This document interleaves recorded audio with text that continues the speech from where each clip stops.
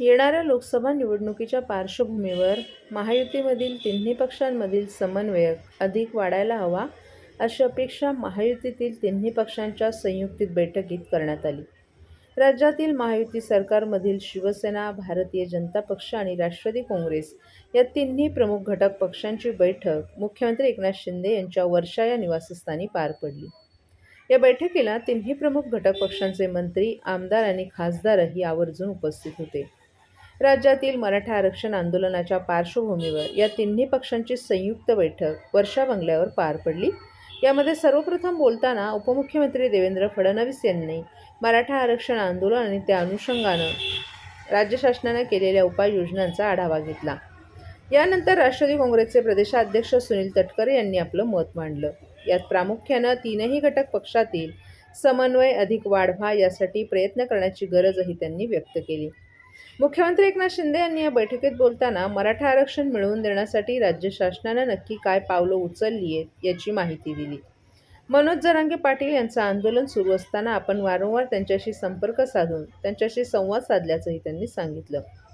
आरक्षण मिळण्याबाबत येणाऱ्या तांत्रिक आणि कायदेशीर अडचणी त्यांना समजावून सांगितल्याचंही त्यांनी स्पष्ट केलं.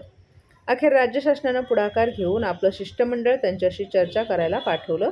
त्यावेळी माजी न्यायाधीश आणि मंत्रिमंडळातील सहकाऱ्यांनी त्यांना कायदेशीर बाबी समजावून सांगितल्यानंतर जरांगे यांनी आपलं उपोषण मागे घेतलं. तसंच राज्यातील मराठा आंदोलनादरम्यान जाळपोळ करणाऱ्यांवर कठोर कारवाई करण्याचे निर्देश दिले असल्याचंही त्यांनी सांगितलं. मनोज जरांगे पाटील यांनी केलेल्या आंदोलनाच्या अनुषंगानं मराठ्यांना वेगानं कुणबी प्रमाणपत्र वाटप करण्यासाठी आजच राज्यातील सर्व जिल्हाधिकाऱ्यांसोबत बैठका घेऊन या कामाला अधिक गती देण्याचे निर्देश दिले असल्याचंही मुख्यमंत्र्यांनी सांगितलं. तसंच त्यासाठी लागणारे अतिरिक्त मनुष्यबळ आणि इतर सहकार्य करण्याचे निर्देशही दिल्याचं त्यांनी सांगितलं. यासोबतच माजी न्यायाधीश संदीप शिंदे समितीची कार्यकक्षा अधिक वाढवण्याचे निर्देशही दिले असल्याचं त्यांनी उपस्थित आमदार आणि खासदारांना सांगितलं. सरकार घेत असलेले हे निर्णय लोकांपर्यंत पोहोचवण्याचा प्रयत्न सर्व आमदार आणि खासदारांनी करावा, अशी अपेक्षाही यावेळी मुख्यमंत्र्यांनी व्यक्त केली. तसंच मराठा आंदोलन आणि इथून पुढे लोकसभा निवडणुकीपर्यंत या तिन्ही पक्षांमधील समन्वय अधिक वाढवण्याची गरज असल्याचंही मुख्यमंत्री एकनाथ शिंदे यांनी यावेळी सांगितलं. तसंच सरकारनं घेतलेले निर्णय आणि नवीन प्रकल्पांची माहिती सर्वसामान्य लोकांपर्यंत पोहोचवण्यासाठी मंत्री आणि आमदारांनी दौरे करावेत, गाव पातळीवर असलेल्या कार्यकर्त्यांमध्ये समन्वय वाढवावा यासाठी प्रयत्न करावेत, असेही मुख्यमंत्री एकनाथ शिंदे यांनी स्पष्ट केलं. यानंतर आमदार आशिष शेलार यांनी उपस्थित सर्वांचे आभार मानले.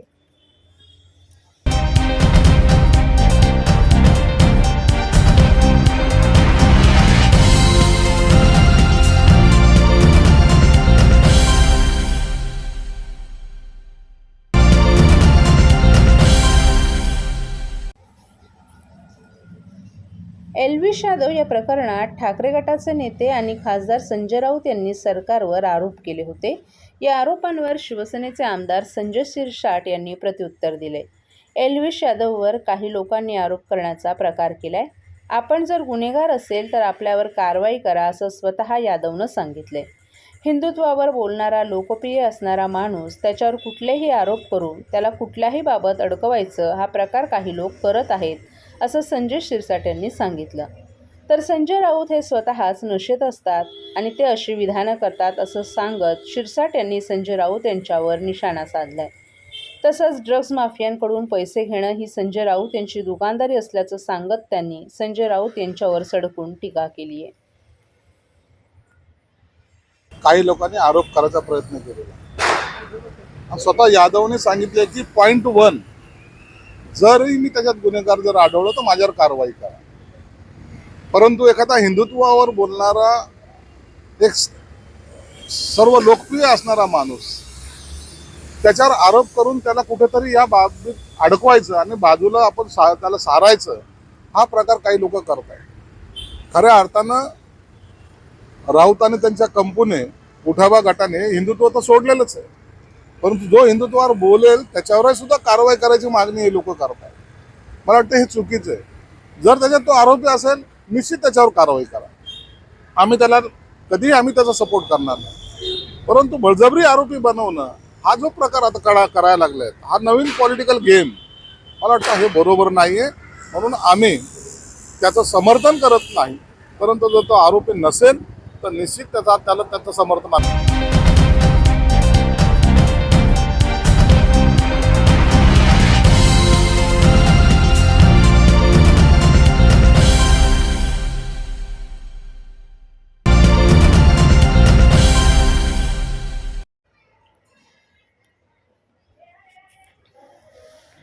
माहिती अधिकार कायद्यान्वये मिळवलेल्या माहितीचा गैरवापर करून मुंबईतील आझाद मैदान येथे उपोषणास बसून शासकीय अधिकाऱ्यांकडे 2 लाख रुपये खंडणीची मागणी करणाऱ्या सुभाष पाटील, शमशाद पठाण, संतोष हिरे अशा 3 जणांच्या टोळीस ठाणे शहर पोलिसांच्या खंडणीविरोधी पथकानं अटक केली आहे. या त्रिकुटाला येत्या 7 नोव्हेंबरपर्यंत पोलीस कोठडी मिळाली असून अशा प्रकारे ठाणे, भिवंडी, कल्याण, उल्हासनगर, बदलापूर या परिसरातील नागरिकांकडून कोणी ब्लॅकमेलिंग करून खंडणी उकळण्याचा प्रयत्न करत असेल तर त्वरित खंडणी विरोधी पथकाकडे तक्रार दाखल करावी असं आवाहन गुन्हे शाखेचे उपायुक्त शिवराज पाटील यांनी एका पत्रकार परिषदेत केले. अटकेतील त्रिकुटापैकी नाशिक येथील पाटील हा माहिती अधिकारी कार्यकर्ता आहे. तसंच अंबरनाथ येथे पठाण आणि नाशिकमधील हिरे हे दोघेही साप्ताहिकाचे पत्रकार आहेत.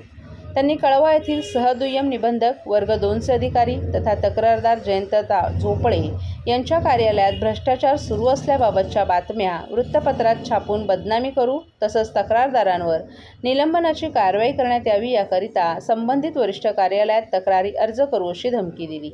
तसंच तक्रार न करण्यासाठी त्यांच्याकडे 2 लाख रुपये खंडणीची मागणी केली, परंतु तक्रारदारांनी त्यास नकार दिल्यानं यातील पठाण आणि हिरे ही खंडणीची रक्कम देण्यासाठी दबाव यावा याकरिता त्यांच्या विरोधात बातम्या छापून मुंबई आझाद मैदान येथे वेळोवेळी उपोषणास बसून त्यांच्याकडे खंडणीची मागणी करत होते.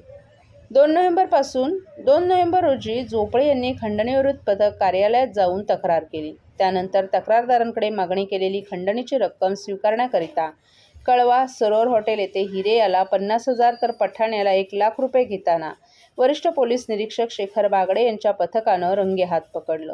त्यांच्या विरोधात झोपळे याच्या तक्रारीनुसार कळवा पोलीस ठाण्यात गुन्हा दाखल करत त्याला अटक केली, तर पाटील याला नाशिक येथून अटक केली.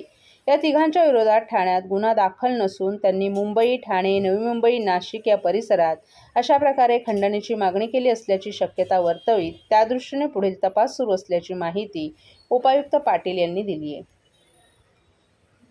फायदा घेऊन खंडणी उचलणाऱ्या टोळीला अटक केलेली आहे. नक्की काय प्रकरण होतं आणि हे आरोपी नक्की कोण? ठाणे पोलीस आयुक्तालयामध्ये गुन्हे शाखेमध्ये अंतर्गत खंडणी विरोधी जे पथक आहे आमचे, त्याचे वरिष्ठ पोलीस निरीक्षक शेखर बागडे यांच्याकडे तक्रार प्राप्त झाली की सरकारी अधिकारी जयंत झोपळे सहदुय्यम निबंधक कळवा येथे त्यांचं ऑफिस आहे, त्यांना आपण पैसे द्या नाही तर आपल्या खात्यामधील जे काही भ्रष्टाचार चालतो तो उघडकीस आणणार. ते कुठल्या पद्धतीचा काय त्याची काय त्यांनी माहिती दिली नाही, परंतु अशा पद्धतीनं एक्स्टॉर्शनची मागणी त्यांनी केली. त्या अनुषंगानं सहाय्यक पोलीस आयुक्त आमचे डोंगरे साहेब, वरिष्ठ पोलीस निरीक्षक शेखर बागडे साहेब, API गोरे साहेब आणि त्यांची पूर्ण टीम या माहितीची त्यांनी शहानिशा केली आणि याच्यामध्ये ट्रॅप आयोजित केला असता याच्यामध्ये रंगेहात आपल्याला 2 लाख घेताना 3 आरोपी याच्यामध्ये आपण अरेस्ट केले. याच्यामध्ये सुभाष पाटील माहिती अधिकार कार्यकर्ता नाशिकहून आहे, दुसरा शमशाद पठाण संपादक साप्ताहिक लोक राजकारण म्हणून हा पण नाशिकचा आहे आणि संतोष हिरे हा पत्रकार जो आहे साप्ताहिक नवस्फूर्ती हा बदलापूरचा आहे ठाण्यामधला. तर या तिघांना आपण पकडलेला आहे. यांनी 2 लाखाची मागणी केली होती. याच्यामधील एक जो पत्रकार आहे तो सुरुवातीला यांनी पैसे मागणी केली, त्याच्यामध्ये यांनी दिली नाही, त्यांनी जुमानलं नाही म्हणून ते जाऊन आझाद मैदान इथं जाऊन उपोषणाला बसले आणि त्या उपोषणाला बसून पाठीमागं त्या अधिकाऱ्याचा बॅनर लावून त्याचे फोटो ह्यांना व्हॉट्सअपवरती पाठवले की अशा पद्धतीनं तुम्ही जर पैसे दिले नाहीत तर आम्ही तुमच्याविरुद्ध कारवाई केल्याशिवाय थांबणार नाही. म्हणजे एक प्रकारचा दबाव त्यांच्यावरती त्यांनी आणला आणि ज्यावेळेस अशी तक्रार प्राप्त झाली त्यावेळेस यशस्वीरित्या सापळा आयोजित करून खंडणीविरोधी पथकाने यामध्ये 3 आपण आरोपी अरेस्ट केलेले आहेत. आता याच्यामध्ये तपास चालू आहे. सदरचे साप्ताहिक जे आहे त्यांचं रजिस्ट्रेशन आहे नाही आहे याचाही तपास होईल. तसेच यांनी काही बाकीच्या अधिकाऱ्यांना सुद्धा काही खंडणी मागितलेली आहे असं समोर येत आहे. तर ह्याच्यामध्ये निश्चित स्वरूपात तोही तपास होईल आणि याच्यामध्ये जो कोणी आणखीन चांगला पुरावा प्राप्त करून आपण स्ट्रॉंग चार्जशीट या गुन्ह्यामध्ये आपण दाखल करणार आहे, जेणेकरून अशा ज्या प्रवृत्ती आहेत या थांबल्या पाहिजेत. सर, अशा अनेक ठिकाणी शहरामध्ये असेल किंवा आयुक्तालय कार्यालयामध्ये असेल,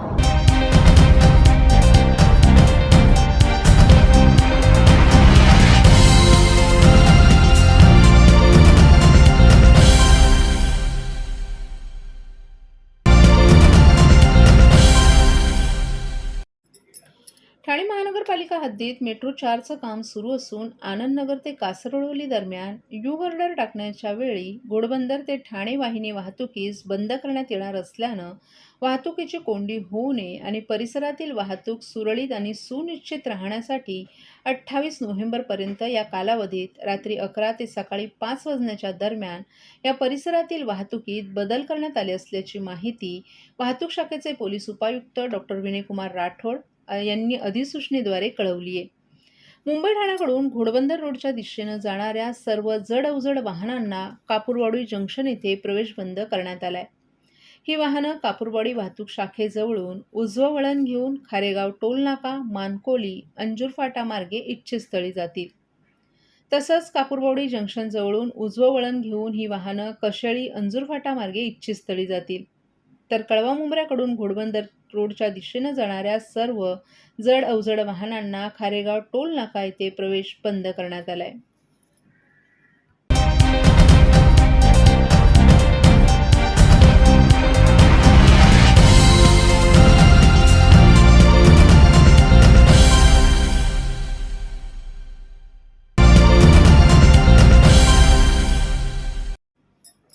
येत्या काही दिवसांवर दिवाळी आली असल्यानं ठाणे महापालिका कर्मचाऱ्यांना 25,000 रुपये सानुग्रह अनुदान मिळावं या मागणीसाठी महापालिकेतील कर्मचाऱ्यांच्या युनियन आता आक्रमक झाल्यात.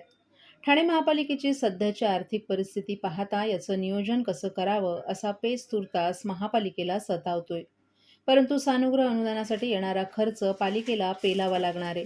त्यातच आता सानुग्रह अनुदान किती द्यावं याबाबतचा निर्णय महापालिकेनं थेट मुख्यमंत्री एकनाथ शिंदे यांच्या कोर्टात टोलवलाय. आता कर्मचाऱ्यांच्या आश्वासक असं सानुग्रह अनुदान मंजूर करतील अशी अपेक्षा व्यक्त केली जाते. ठाणे महापालिकेची सध्या आर्थिक परिस्थिती पाहता उत्पन्न आणि खर्चाचा ताळमेळ बसवण्यात अद्यापही पालिकेला यश आलं नाही. त्यातही तिजोरीत जेमतेम रक्कम शिल्लक आहे. त्यामुळे कर्मचाऱ्यांची दिवाळी गोड करण्याची पालिकेची इच्छा असली तरी ती किती गोड करावी याचा निर्णय मुख्यमंत्री एकनाथ शिंदे यांनीच घ्यावा असं मानलं जातंय. मागील वर्षी देखील शिंदे यांनी कर्मचाऱ्यांची दिवाळी गोड केली होती. यंदा देखील आता मुख्यमंत्री एकनाथ शिंदे हे जी रक्कम निश्चित करतील ती पालिकेला अदा करावी लागणार आहे. परंतु सध्या शिंदे यांच्या व्यस्त कार्यक्रमांमुळे पालिकेला देखील त्यांच्यासोबत चर्चा करता आली नसल्याचं सांगण्यात आलंय. मात्र येत्या 2 ते 3 दिवसात चर्चा होऊन पुढील आठवड्यात पालिका कर्मचाऱ्यांची दिवाळी गोड होईल असा आशावाद पालिकेनं व्यक्त केलाय.